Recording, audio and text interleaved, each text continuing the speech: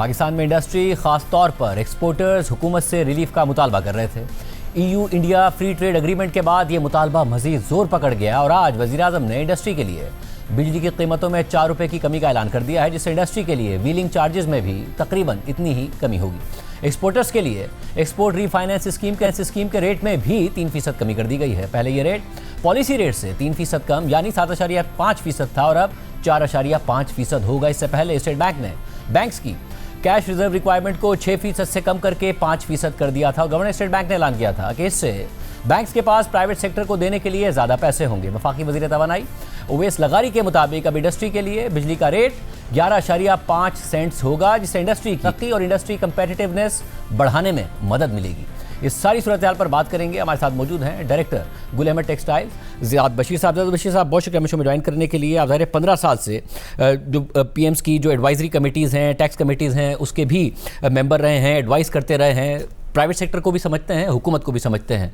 वज़ीर-ए-आज़म ने आज ऐलान किया और कहा कि हमारी कुछ लिमिटेशंस भी हैं। पहले तो मुझे इंडस्ट्री के पॉइंट ऑफ व्यू से बताइएगा, क्योंकि एक तरफ EU इंडिया ट्रेड डील हुई है, हमारी इंडस्ट्री पहले स्ट्रगल करती नज़र आ रही है, वैल्यू एडेड में फिर भी सस्टेन कर रही है, अदरवाइज टेक्सटाइल एक्सपोर्ट्स गिर रही हैं। इंडस्ट्री के पॉइंट ऑफ व्यू से कैसा ऐलान है? पहले तो शाहज़ेब भाई थैंक यू, आपने शो पे इनवाइट किया। आप सही कह रहे हैं, अब तक तो काफ़ी चैलेंजिंग टाइम गुजरा है जो पिछला साल है, गवर्नमेंट के लिए भी, बिज़नेस अदारों के लिए भी, सनत के लिए, एक्सपोर्टर्स के लिए, बिकॉज ज़ाहिर बात है आपको पेन लेना पड़ता है। जो आपकी फ़ाइनेंशियल कंडीशन थी जब आप IMF के पास गए लोन लेने के लिए, आपके पास हाथ में कुछ था नहीं, तो ज़ाहिर बात है आपको पेन लेना था before getting to stabilisation stage. अब माशाल्लाह आई थिंक स्टेबलाइजेशन स्टेज पे आ चुके हैं हम लोग। एंड जो आज जो अनाउंसमेंट प्राइम मिनिस्टर साहब ने की, it is I think showing कि एक वो टर्न होना लगा, स्टेबलाइजेशन से हम अभी वो मोड़ से गुजरते हुए जा रहे हैं और अब ग्रोथ की तरफ इंशाल्लाह जाना शुरू करेंगे। सो आई थिंक पॉजिटिव फीडबैक आ रही है अभी। और ये जो इंडस्ट्री की तरफ से शिकायत थी कि जी हमारे हालात इतने बुरे हैं कि इंडस्ट्री बंद हो रही है, कंपेरेटिव हम बिल्कुल नहीं रहे हैं, क्या वो शिकायत एड्रेस होती है कहीं ना किसी लेवल पर? देखें, वो इंडस्ट्री की शिकायत बिल्कुल सही थी कि अगर आप देख लें इसके पहले बिफोर दीज अनाउंसमेंट्स के वो अगर हमारा बिजली का रेट 16 सेंट था और इंडिया का 6 सेंट था, तो आप कैसे कम्पीट करेंगे? हो ही नहीं सकता। हमारा टैक्सेशन रेट अगर आप देखें, इफेक्टिव टैक्स रेट तकरीबन 60% था, तो उनके पास 22% उनका टैक्स रेट है। तो अगर आप देखें वो कम्पीट तो हो ही नहीं सकता है ना। वो अगर मैं यही कह रहा था किसी को अभी 2 मिनट पे, देखें अगर आप ट्रेडमिल पे 2 लोग भाग रहे हैं और एक 6 पे इंक्लाइन पे और एक 16 के इंक्लाइन पे, कितना भागेगा 16 के इंक्लाइन? तो बंदे को हार्ट अटैक होकर बंदा मर ही जाएगा उसके बाद। तो अभी जो इन्होंने कर दिया, जो ऐलान किया है, ये तो कह रहे हैं कि 11 साढ़े 11 सेंट है, मगर आई थिंक जो इन्होंने वो जो एक और स्कीम बनाई है कि आप जितना एडिशनल यूज़ करोगे उसके साथ तो फिर 9 सेंट पे भी आ जाता है, तो 11 साढ़े 11 सेंट है। मगर ये जो पूरी टीम है, इट्स इंपॉर्टेंट कि एक तो प्राइम मिनिस्टर भी खुद बहुत इंटरेस्ट ले रहे हैं, वो बिज़नेस कम्युनिटी के साथ कंसल्टेशंस कर रहे हैं, मीटिंग्स कर रहे हैं हर हफ्ते। आई मीन 4 मीटिंग्स 5 मीटिंग्स, और कोई छोटी आधे घंटे की मीटिंग नहीं होती, वो बैठते हैं 2 घंटे के लिए, 3 घंटे के लिए बैठते हैं। और उनकी पूरी टीम, जैसे आज भी जो इवेंट था, ये कॉमर्स का इवेंट था, जाम कमाल साहब, बिलाल कियानी साहब, मुसद्दिक साहब, हारून साहब, सब वहाँ बैठे हुए थे, अमीन आहद चीमा, एक पूरी टीम है। और ये जो टीम इफेक्टिवली अब they started working together in coordinating, तो कोई वो साइलोज में काम नहीं कर रहा। आई मीन प्राइम मिनिस्टर ने ये भी कहा, आज वो जो IT के भी एक्सपोर्ट्स के बारे में बात कर रहे थे, Shahza Fatima, she was also there, everyone is motivated for the same goal कि एक्सपोर्ट लेड ग्रोथ आनी है, बिकॉज हमें वो पुराना बूम टू बस्ट साइकिल में नहीं जाना कि हम ग्रोथ पे जाएँ और इम्पोर्ट लेड पे जाएँ, तो ट्रेड डेफिसिट बढ़ जाएगा और वही कंट्री फंस जाएगी उसमें आपके बैलेंस ऑफ पेमेंट्स। एक्सपोर्ट बढ़ाने के लिए जो वैल्यू एडेड सेक्टर है, जब उससे हम बात करें तो वो कहते हैं कि हमारे पास 5% की और ज़्यादा शायद कैपेसिटी हो, वरना अदरवाइज़ इतनी कैपेसिटी है नहीं हमारे पास। इंडस्ट्री और लगे ये बड़ा लाजमी है, क्योंकि एक्सपोर्ट्स तो हमारी गिर रही हैं। वो माहौल है कि इंडस्ट्री लगे, या वो माहौल अभी तक नहीं है कि लोग या तो री इन्वेस्ट करें, आप जैसे लोग और री इन्वेस्ट करें, एक्सपैंड करें, या नहीं है? देखें, अभी तो स्टेबल आया है और after lot of pain stabilisation आया है। ग्रोथ के लिए आपको पॉलिसीज़ ग्रोथ वाली चाहिए। अभी आपकी पॉलिसीज़ अब तक कॉन्ट्रैक्शनरी थी, तो इसलिए हमें कंसोलिडेट करना था। अगर इनको ग्रोथ चाहिए तो इनको फिर ग्रोथ की पॉलिसीज़, आपको टैक्स ब्रेक्स देने पड़ेंगे, because at this tax rate invest करना बहुत मुश्किल है। मगर जो आपको लोग कह रहे हैं कि 5% capacity, I don't agree. I think आपके पास टेक्सटाइल में तो वैल्यू एडेड में कुछ नहीं आपके पास 25-30% कैपेसिटी खाली पड़ी हुई है। तो आई थिंक वो अगर आप उसको वापस मोटिवेट करें उनको और पॉजिटिव सिग्नल्स दें, वो वापस अगर खुल जाएगी तो एटलीस्ट आपको $3 to $5 बिलियन का तो आपको वहाँ से आ सकता है। नहीं तो इस सिनेरियो में जब हमारे पास GSP+ है, इंडिया के पास नहीं है, उनका तो अभी फ्री ट्रेड एग्रीमेंट हुआ है जो कि इफेक्टिव बाद में होगा, हमारी कैपेसिटी खाली क्यों पड़ी है, क्यों नहीं यूटिलाइज हो रही? यही तो बातें हैं कि अगर आप देखें कि हमारा tax rate is very very high, बिजली का रेट का डिफरेंस भी बहुत हाई था। अगर आप देखें ये जो सब चीज़ें अगर आप जो मिला लें, अगर ये सब जो आपके फैक्टर्स होते हैं, जो इनपुट्स होते हैं, अगर आप इनको मिला लें, वही तकरीबन आपको वही मिलेगा कि 12-13% जो एडवांटेज था वो बिल्कुल ज़ीरो हो जाता है। तो अगर आप देखें उनके भी एक्सपोर्ट्स और हमारे भी एक्सपोर्ट्स तकरीबन 7-7.5 बिलियन दोनों के जा रहे हैं वहाँ EU को टेक्सटाइल के। तो दैट्स व्हाई इट इज। मगर इस वक्त जब अचानक पाकिस्तान की इंडस्ट्री परेशान हुई है EU और इंडिया की ट्रेड डील से, तो बांग्लादेश के एक्सपोर्टर्स कह रहे हैं हम compete कर लेंगे। उनकी तो वैसे ही एक्सपोर्ट्स बहुत ज़्यादा हैं, कहा जाता है कि वैल्यू एडेड में 50% जो इस वक्त चीज़ें यूज़ होती हैं, गारमेंट्स में यूज़ होती हैं, वो बांग्लादेश की होती हैं। वो कंफर्टेबल हैं 2029 तक, तो कंफर्टेबल है जब तक उनके पास GSP+ है। उनका एक बिगेस्ट जो एडवांटेज है उनका, एक वो जो एक्सपोर्ट फैसिलिटेशन टाइप स्कीम होता है री एक्सपोर्ट का। तो वो क्या करते हैं, वो कपड़ा ले लेते हैं जहाँ से भी सस्ता है, चीज़ें ले लेते हैं और वो आपको आप उनके मुल्क में इंपोर्ट करते हैं और उस पर वैल्यू ऐड करके वापस दे देते हैं। जैसा वियतनाम था, वियतनाम का पूरा सिस्टम ही यही था वैल्यू एडिशन का, पूरे दुनिया से कंपोनेंट्स लेते थे और री एक्सपोर्ट करते थे। इंडिया का भी यही था, हमारा भी यही था अंटिल अ ईयर अगो।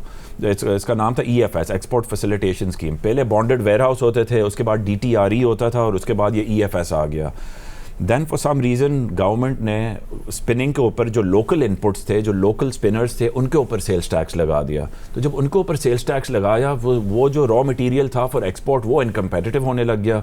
ज़ाहिर बात है बिजली का भी रेट यहाँ हाई है और फिर स्पिनर के ऊपर आप टैक्स लगा दोगे तो वो कम्पीट कर ही नहीं सकेंगे।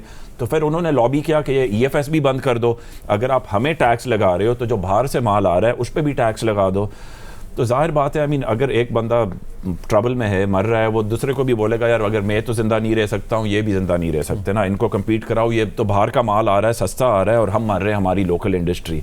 But the government should have never put tax on the local industry. इनको लगाना ही नहीं था, ना स्पिनिंग पे लगाना था, ना EFS का लगाना था, और उसके ऊपर उन्होंने ड्यूटीज़ भी लगा दी जो नॉन रिफंडेबल है, जो दुनिया में कहीं है ही भी नहीं। ये तो इनको इमीडिएटली हटा देना चाहिए जो ड्यूटीज़ इन्होंने लगाई हुई है। अब एज ऑफ नाउ आज कोई क्यों इन्वेस्ट करेगा वज़ीर आज़म के अनाउंसमेंट के बावजूद, जब उन्हें नज़र आ रहा है कि इंडिया के लिए यूरोप मिलने जा रही है?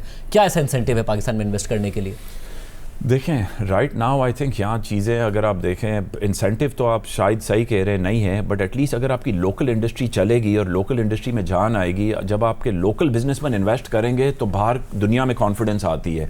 अभी जब आपका लोकल बिजनेसमैन बाहर जा रहा है और ख़ुद आपका फ्लाइट ऑफ कैपिटल पाकिस्तान से दूसरे मुल्कों को जा रहा है, तो फिर वो तो लोग बोलेंगे अगर आपके खुद के बिजनेसमैन इन्वेस्ट नहीं कर रहे हम तो करेंगे नहीं। द फर्स्ट थिंग इज़ कि खुद के बिजनेसमैन को मोटिवेट करो, उनमें हिम्मत डालो, वो आगे बढ़े। जब वो आगे कदम लेंगे वो खुद पार्टनर्स ढूंढ के लाएंगे दुनिया से। वैसे मगर कुछ एरियाज़ में तो ज़ाहिर हुआ है, हमने देखा कि इकोनॉमी में स्टेबलाइजेशन आया, स्टॉक मार्केट परफॉर्म करती नज़र आई, कुछ कंपनीज की जो प्रॉफिट लिस्टेड सेक्टर्स में प्रॉफिटेबिलिटी भी बढ़ती नज़र आई, कुछ एक्विजिशंस भी हुई। PIA को 2 ग्रुप्स ने एक्वायर किया तो तकरीबन कंबाइंड $1 बिलियन की थी। मगर जो हमारा एक्सपोर्ट सेक्टर है उसमें क्यों नहीं टारगेटेड इन्वेस्टमेंट हो रही? देखें आप सही कह रहे हैं, जिस सेक्टर में प्रॉफिट होता है वहाँ फॉरेन डायरेक्ट इन्वेस्टमेंट आती है। अगर आप देखें ऑटो सेक्टर में कितनी फॉरेन डायरेक्ट इन्वेस्टमेंट आई है, FMCG में कितनी आई है, मगर यहाँ एक्सपोर्ट लेड टेक्सटाइल में तो कोई फॉरेन इन्वेस्टमेंट, डायरेक्ट इन्वेस्टमेंट आई नहीं है। दैट मीन्स जो लोग कहते हैं कि इसमें बहुत ज़्यादा प्रॉफिट है या होता था, it was never the case. पिछले 40 साल में कौन सी इन्वेस्टमेंट आई है FDI in these areas? But Pakistan में FDI बहुत आई है और उन एरियाज़ में आते रहेगी जहाँ लोगों को देखेगा कि हमें यहाँ प्रॉफिट बन सकता है। अब जैसे माइंस एंड मिनरल्स है, वहाँ बहुत इंटरेस्ट है दुनिया में, बिकॉज वहाँ शॉर्टेजेस है, तो जाहिर बात है वहाँ इन्वेस्टमेंट आएगी। बट आप सही कह रहे हैं, for export and specially for industry जहाँ आपकी एम्प्लॉयमेंट जनरेट होती है, the need of the our is employment generation. आपके तकरीबन 4 मिलियन लोग आपके इकॉनमी में हर साल आ रहे हैं, और अगर आपकी इकॉनमी एटलीस्ट 6-6.5% पे ग्रो नहीं करेगी, आप इनको अब्जॉर्ब नहीं कर सकेंगे।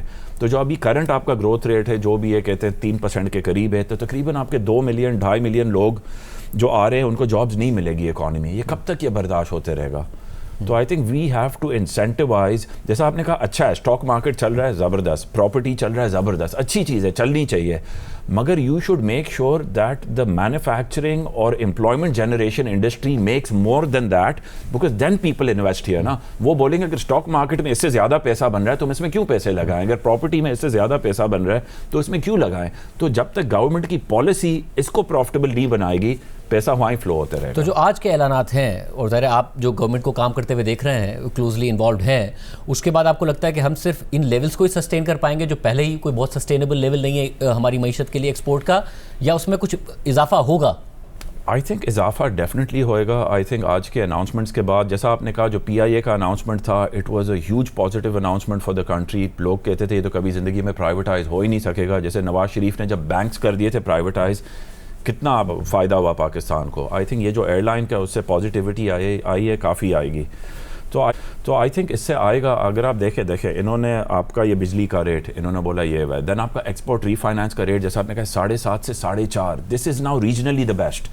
तो आई मीन जो इंडिया का भी रेट है, जो भी रेट है, this is the best rate. तो आई मीन इसके ऊपर कोई कंप्लेन कर ही नहीं सकता, ये एक ज़बरदस्त रेट है। इसके अलावा जो व्हीलिंग चार्ज इन्होंने बोला है बिलो 9 रुपीज़, अब नहीं पता कितना बिलो होएगा, बट आई मीन इंडिया में it's around 5 to 6 rupees, but चले below 9 is again a very competitive wheeling charge. आपको पता है व्हीलिंग कैसे ट्रांसमिशन यूज करें तो उसका टोलिंग चार्ज आपको देना है। So this was, I mean जो पहले बातें हो रही थी 24 रुपए की हो रही थी, 22 रुपए की हो रही थी, वो तो बिजली से भी महंगा। अगर आप वो व्हीलिंग कर दो वो तो चल ही नहीं सकता। And then I think the fourth thing the prime minister announce was that blue passport. उन्होंने बोला ब्लू पासपोर्ट और एम्बेसडर एट लार्ज, बिकॉज अभी आजकल पाकिस्तानियों को वीज़ा की बहुत प्रॉब्लम्स हो रही है ट्रैवलिंग की। तो एटलीस्ट जो कंपनीज हैं जो एक्सपोर्ट कर रहे हैं, अगर आप इनको ब्लू पासपोर्ट दे दो, ब्रांड एम्बेसडर बना दो, at least they will be able to travel to the GCC countries और एटलीस्ट वहाँ जाके अपने प्रोडक्ट्स और सर्विसेज बेच सकेंगे।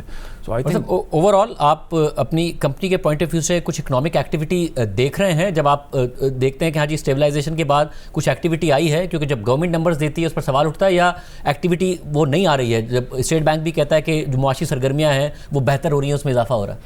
देखें, आई थिंक स्टेबलाइजेशन में टाइम लगता है और ये स्टेबलाइजेशन में टाइम लगा है। जो ये फाइनेंस मिनिस्ट्री ने जो काम किया है, आज जो PM ने बात की थी वहाँ अवार्ड्स पे, काफ़ी दिल से बात की थी। द प्रॉब्लम्स जो उन्होंने फेस किए थे, उन्होंने जो IMF पे जो जाके मिला था, IMF के वो वर्ल्ड हेड को, जो उनका इंटरनेशनल हेड है, और उसने यही कहा था कि उन्होंने बोला कि पाकिस्तान में वो ट्रस्ट ही नहीं था। पहले तो एक ट्रस्ट बनाना था, एक प्रोग्राम लाना था। Then minister went, prime minister went, field marshal ने, आप देखें जाके जो उनका काम ही नहीं है वो भी US में जाके, यूरोप में जाके अटेंड करते meetings to try to give that support के हर जगह से। तो आई मीन अगर आप देखें जो जितना सपोर्ट ये दे रहे हैं टू स्टेबलाइज द कंट्री, अब आई मीन इससे ज़्यादा तो कोई कर ही नहीं सकता, बट टाइम लगता है to fix things. Now we have to go into controlled growth. और जो प्राइम मिनिस्टर ने आज का export led growth, he used the term again and again, export led growth. So we have to go manufacturing export led growth, which is a employment generator.